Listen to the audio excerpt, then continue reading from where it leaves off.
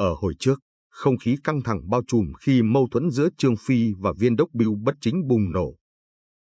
Đốc Bưu, một kẻ quan liêu hách dịch, chỉ biết bức hại dân lành, đã làm Trương Phi không thể kìm nén cơn giận. Mặc dù Huyền Đức là người nhân từ, cố gắng giữ gìn hòa khí, nhưng trước sự ngang ngược của đốc Bưu, Trương Phi đã ra tay quyết liệt, không để sự bất công lan tràn. Hành động táo bạo của Trương Phi làm bùng lên ngọn lửa phản kháng trong lòng mọi người, báo hiệu sự khởi đầu của một chuỗi sự kiện đầy biến động.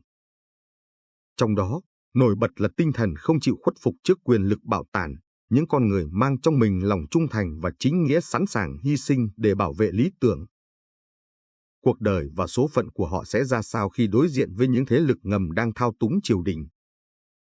Mời quý vị và các bạn nghe tiếp hồi 3 của tập truyện Tam Quốc diễn nghĩa. Hồi 3 tiệc ôn minh, Đồng Trác mắng Đinh Nguyên, dùng vàng bạc, Lý Túc dụ lã bố. Lúc ấy Tào Tháo nói với Hà Tiến rằng, kia vạ hoạn quan, đời nào cũng có, nên vua chúa các đời không nên trao quyền bính và tin dùng chúng để chúng hoành hành như ngày nay.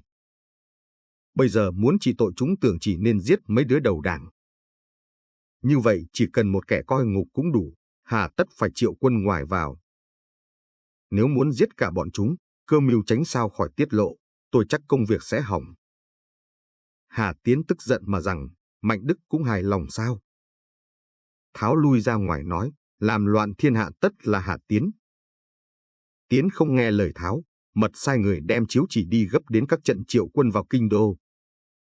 Nói về quan tiền tướng quân, tước Ngao Hương hầu sung chức thứ sử Tây Lương là Đồng Trác. Trước vì đánh giặc Khăn Vàng bị thua, triều đình đã toan trị tội, bởi có đút lót cho 10 tên hoạn quan nên không can gì. Sau lại khéo kết giao với bọn quyền quý trong triều, làm đến chức lớn, thống lĩnh 20 vạn quân Tây Lương, vẫn có lòng phản nghịch. Bây giờ tiếp được chỉ triệu vào kinh, trong lòng hớn hở, liền điểm binh lục tục khởi hành. Sai con rể là Trung lang tướng Ngưu Phu đóng giữ Thiểm Tây, hắn tự đem bọn Lý Thôi, Quách Dĩ, Trương Tế, Phàn Chủ dẫn quân đến Lạc Dương. Trác lại có người rể nữa, vừa là mưu sĩ cho hắn, tên là Lý Nho. Nho bảo Trác rằng, nay tuy phụng chỉ vào kinh, biết đâu trong đó chẳng có nhiều điều ám muội. Chi bằng trước hãy sai người dâng biểu, cho danh nghĩa rõ ràng, mới có thể mưu toan việc lớn được. Trác cảm mừng, bèn sai thảo biểu dâng vào kinh trước.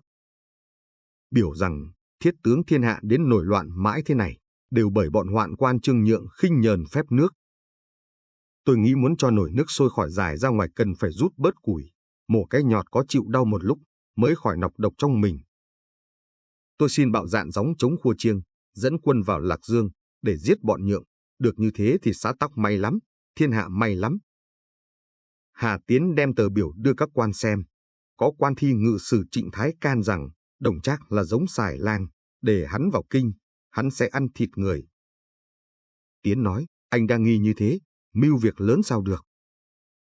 Lưu Thực cũng can rằng, tôi vốn biết Đồng Trác là đứa mặt người dạ thú, hễ để cho hắn vào trốn cấm đình, tất sinh tai vạ.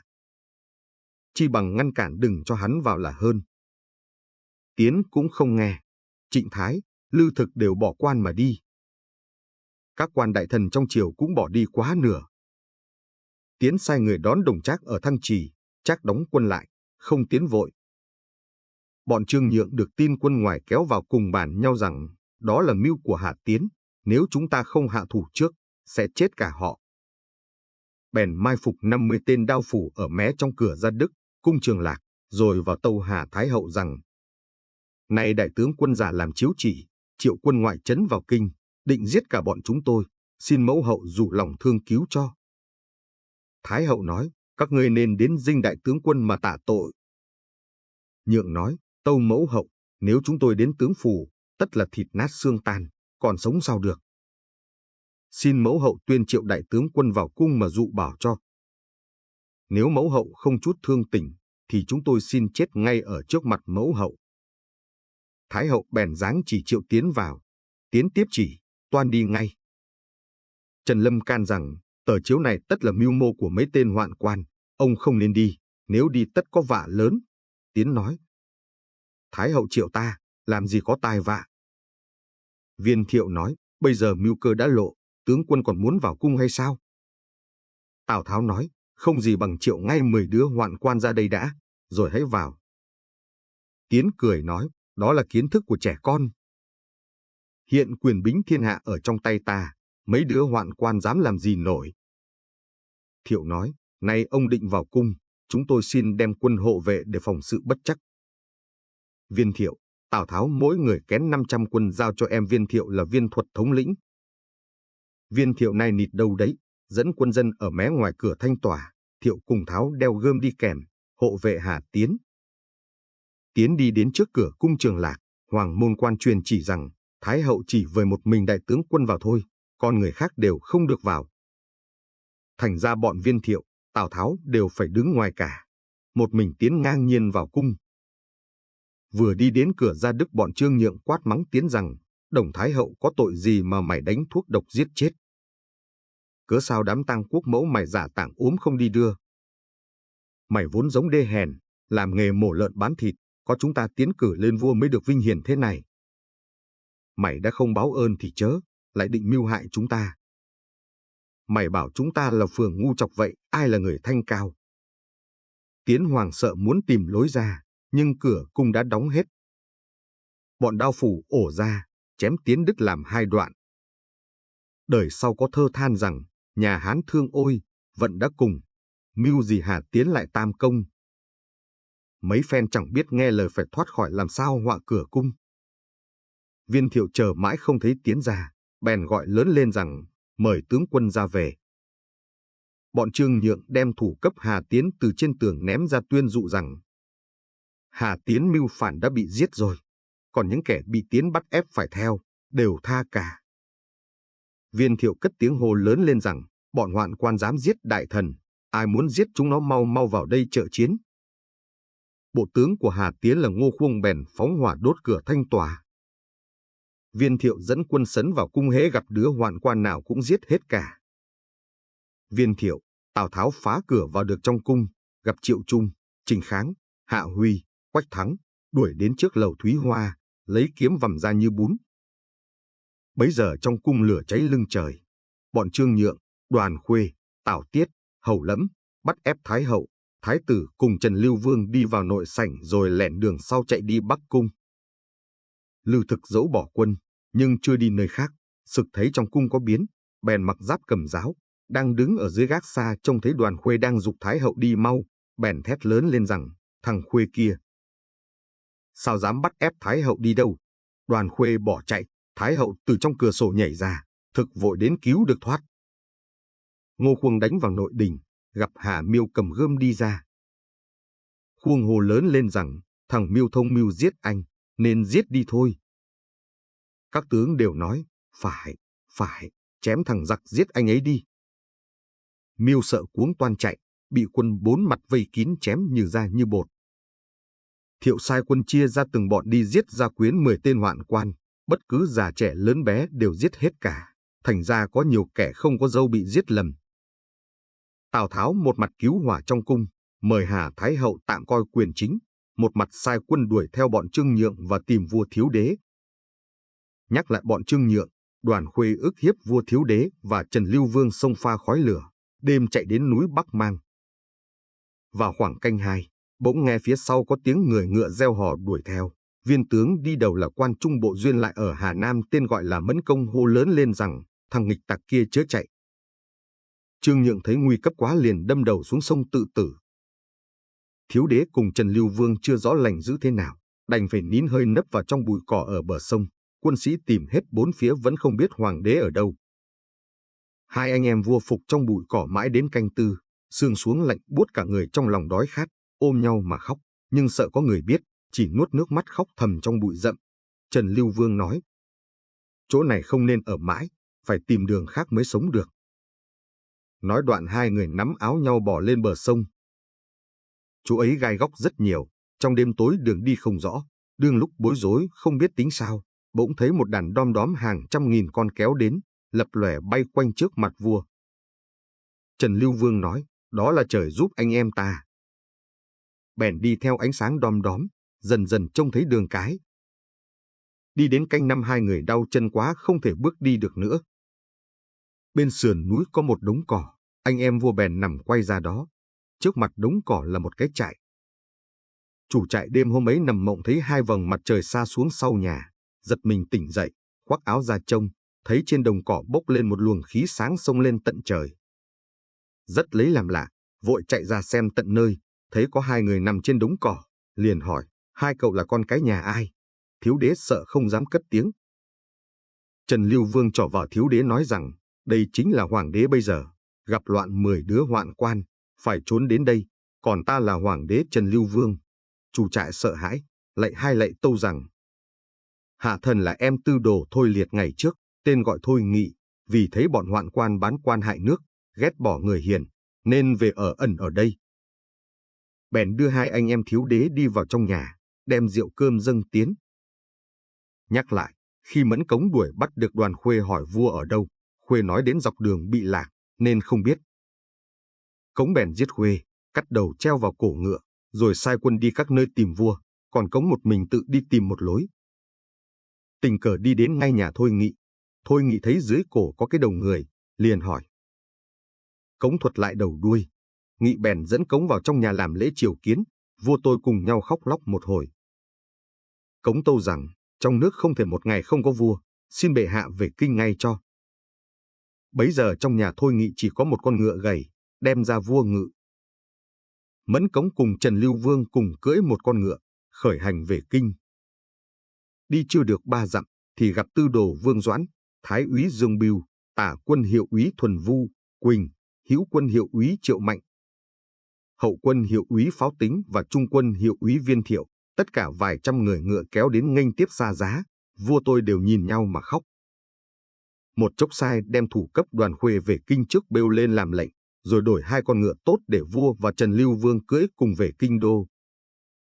Trước đây ít lâu, trẻ con ở kinh thành Lạc Dương thường hát mấy câu sau, đế chẳng ra đế, vương chẳng ra vương, xe ngựa ngựa chạy ra Bắc Mang.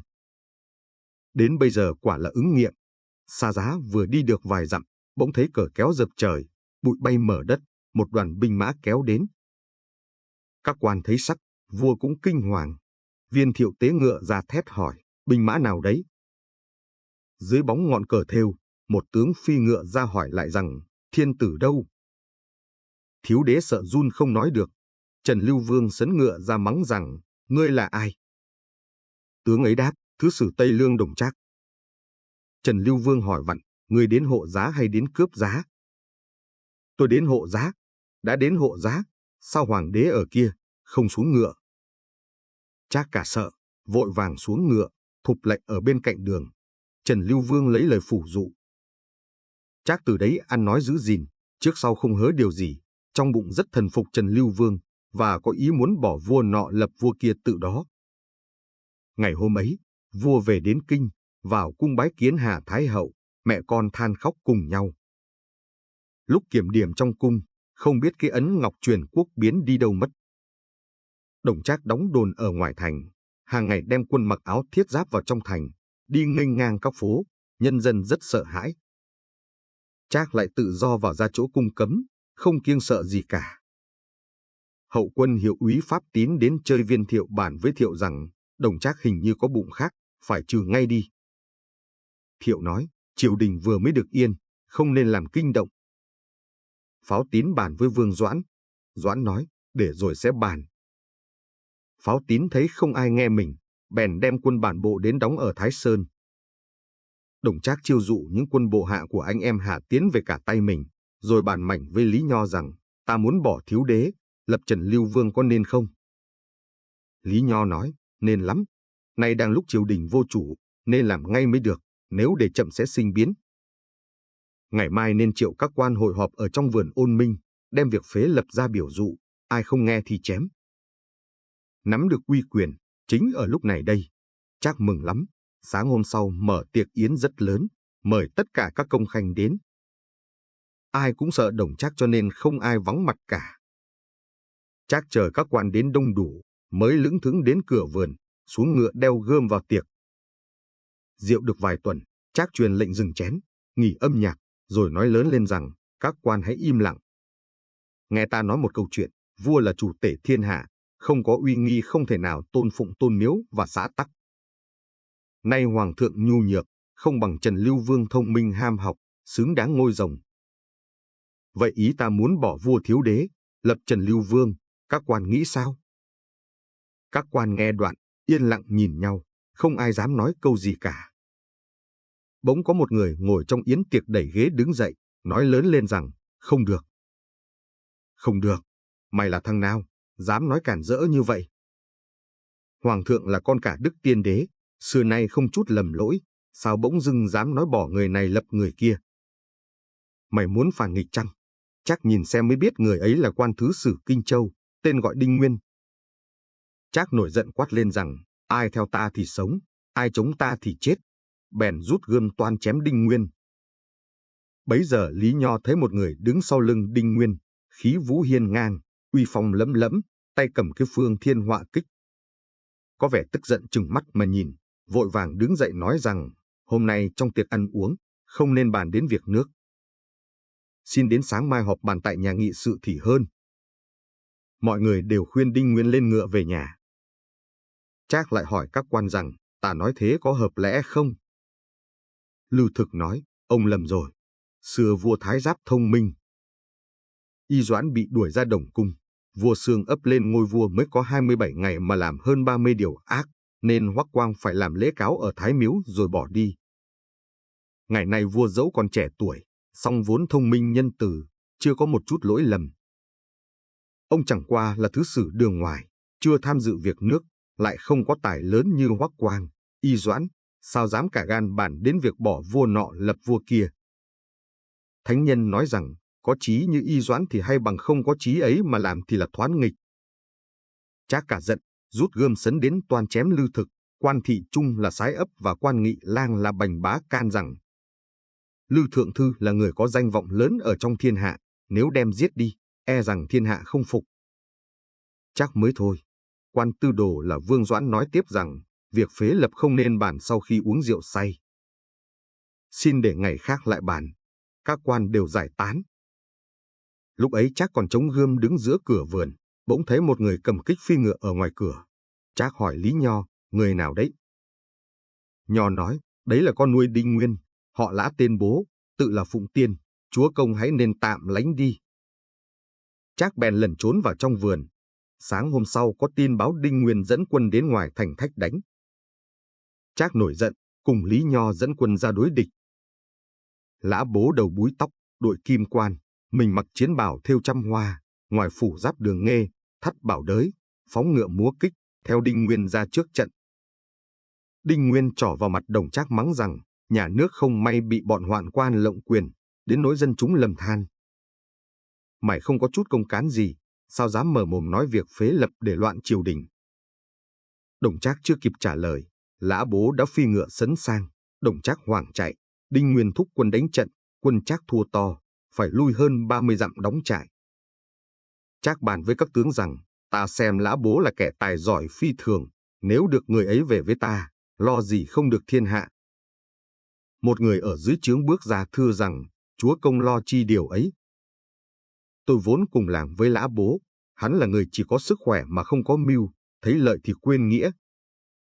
Tôi quyết xin đem 3 tấc lưỡi nói cho Lã Bố chắp tay về với chúa công. Trác cả mừng nhìn xem, thì ra người ấy là Hổ Bôn Trung lang tướng Lý Túc. Trác bèn hỏi, làm thế nào để dụ hắn? Túc nói, tôi nghe chúa công có một con ngựa xích thố tốt, mỗi ngày đi ngàn dặm. Nếu đem con ngựa ấy và thêm một số vàng ngọc nữa lấy lợi dụ hắn sẽ phản Đinh Nguyên về với chúa công ngay. Trác quay lại hỏi Lý Nho rằng, có nên làm như thế không? Nho nói, chúa công muốn lấy thiên hạ, thì tiếc gì một con ngựa. Trác vua vẻ cho ngựa, lại cho thêm 1000 lạng vàng, vài chục hạt châu, và một cái đai bằng ngọc. Lý Túc nhận các món ấy đem sang trại quân Lã Bố, bị quân canh đường bắt được. Túc nói, các ngươi vào bẩm Lã tướng quân, có người bạn cũ đến thăm đấy. Lã Bố sai mời vào. Túc hỏi bố rằng, lâu nay hiền đệ vẫn được bình yên. Lã Bố chắp tay thưa rằng, lâu lắm mới gặp nhau, vậy chớ bây giờ anh ở đâu? Túc nói, tôi hiện làm chức Hổ Bôn Trung lang tướng, nghe tin hiền đệ trổ tài giúp nước, tôi mừng rỡ vô cùng. Nhân có một con ngựa tốt, ngày đi ngàn dặm, lội nước trèo núi như chạy đường phẳng, gọi là ngựa xích thố, thành tâm đem dâng hiền đệ, thêm giúp oai hùng. Lã Bố sai dắt lại xem, quả nhiên toàn thân con ngựa ấy một màu đỏ như lửa, tuyệt không có cái lông nào tạp. Từ đầu đến đuôi dài 1 trượng, từ mông lên trán cao 8 thước, lúc miệng gầm chân cất, có cái vẻ tung mây vượt biển. Đời sau có người vịnh thơ khen ngựa xích thố rằng, ngàn dặm mù bay tịt nẻo xa, trèo non vượt nước khéo, sông pha cương tơ chặt đứt dung chuông ngọc rồng đỏ trên trời hẳn mới xa. Lã Bố trông thấy ngựa mừng lắm, tạ rằng, anh cho con ngựa hay như thế, biết lấy gì đáp lại. Túc nói, tôi vì nghĩa đến đây, dám mong gì báo đáp. Lã Bố sai làm rượu thết đãi. Rượu đã ngà say, Túc nói, tôi với hiền đệ ít khi gặp nhau, nhưng được gặp lệnh tôn luôn. Lã Bố nói, anh say rồi, cha tôi khuất núi đã lâu, sao còn gặp được anh? Túc cả cười mà rằng, tôi đã say đâu, tôi nói lệnh tôn là nói Đinh Thứ Sử đó. Bố có ý hổ thẹn nói rằng, tôi ở với ông Đinh Kiến Dương, cũng là bất đắc dĩ. Túc nói, hiền đệ có tài ngang trời dọc đất, 4 biển ai chẳng quý trọng, phú quý công danh. Còi dễ như thò tay lấy của ở trong túi, sao lại nói là bất đắc dĩ mà can chịu nép mình ở dưới người ta? Bố thở dài nói, tôi chỉ giận chưa gặp được chủ. Túc cười nói, chim khôn chọn cành mà đậu, người hiền chọn chúa mà thờ, nếu không sớm liệu ngày sau hối sao kịp. Anh xem trong triều, còn có ai đáng mặt anh hùng đời nay? Tôi xem các quan đại thần bây giờ không ai bằng được Đồng Trác tôn người hiền, kính kẻ sĩ, thường phạt công minh, chắc sau này làm nên nghiệp lớn. Bố hăm hở nói, quả vậy, tôi muốn về với ông ta, chỉ hiềm chưa có người tiến dẫn. Túc bèn đem vàng, hạt châu và cái đai ngọc bày la liệt ở trước mặt Lã Bố. Lã Bố kinh hãi nói rằng, sao có những thứ này? Túc sai tả hữu lui cả, rồi bảo Lã Bố rằng, đây là đồng công mộ đại danh hiền đệ đã lâu, bảo tôi thân đem các vật này đến dâng hiền đệ. Con ngựa xích thố cũng của đồng công kính tặng đấy. Lã Bố nói, đồng công có lòng quá yêu, tôi biết lấy gì đáp lại. Túc nói, bất tài như tôi còn làm đến chức bôn trung lang tướng. Nếu hiền đệ về với đồng công thì quý hiểu chưa biết chừng nào. Lã Bố nói, nhưng tôi không có chút công gì làm lễ ra mắt. Túc nói, muốn có công cũng dễ lắm, chỉ chờ bàn tay là được, chỉ sợ hiền đệ không chịu làm thôi.